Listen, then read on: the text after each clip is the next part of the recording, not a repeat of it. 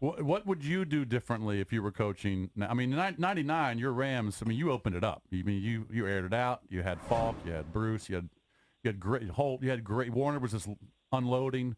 So you're playing a lot like the Chiefs of the world now. Back in '99, what would you do differently in 2019 if you were coaching? Well, some people say Mike Martz, my offensive coach, and my staff started a trend, and opened the game up a little. I'm not so sure that's true, but we'll take the credit when given to us. But I don't know if we would do anything differently. You would probably see more empty formations than we used then. Why take Marshall out of the game? So you'd spread him out as a receiver. You would probably see maybe a little bit more of that. But, I don't know what we weren't doing at that time that they're doing now. The other thing I think you might see in our offense today that we didn't do then is more tight formations. When they aren't spread horizontally all the way across the field and people are running more crossing patterns, shallow crosses and all this kind of stuff, and then angle crossing patterns over into the defensive areas that are hard to get to, or if it's man coverage, you have to chase him all the way over there. Right. Now, of course, it takes more time. Yeah. But I definitely see more of that kind of stuff, too.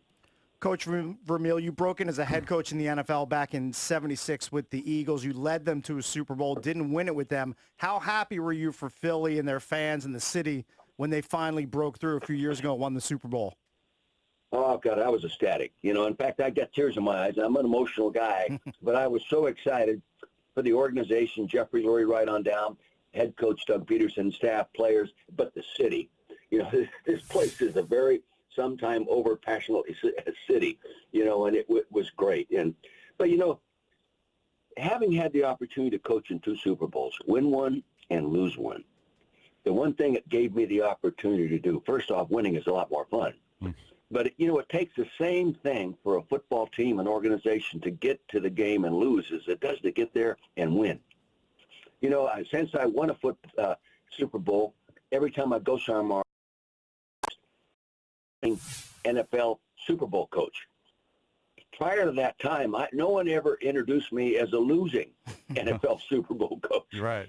It's just, I'm not saying it's bad, but I'll tell you, I respect every bit as much the players that took me to a Super Bowl in 1980 and lost as I do that took me, in 2000 Super Bowl 34 and won the game. Well, your teams were fun to watch. Who do you enjoy watching now?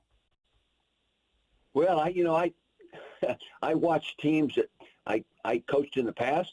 I love watching the Chiefs. I think they're getting better defensively, too. I now sort of become a Ravens fan, too, with the different style of offense with their quarterback, Jackson. Right. And I watch New Orleans. I mean, Drew Brees just amazes me. I think that's one thing he does that a lot of people can't. He can drop a ball in a zone over the top of people down with a great ball trajectory, better than anybody in the league. That's why he's throwing 70% complete, too.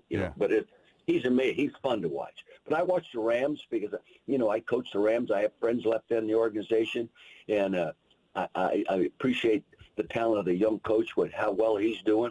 Those kind of things. That's what I do. Yeah, I don't know if you watched the Saints 49er game on Sunday. Was it 48-46? Oh, no question. Game. Well, and the 49er game, was that a Monday night a month ago or so? Yep. Those games were the best games I've seen this year in a long time, I think. Now, the 49ers are taking the game back, as is Seattle, back a little bit to the more old-fashioned game. Right.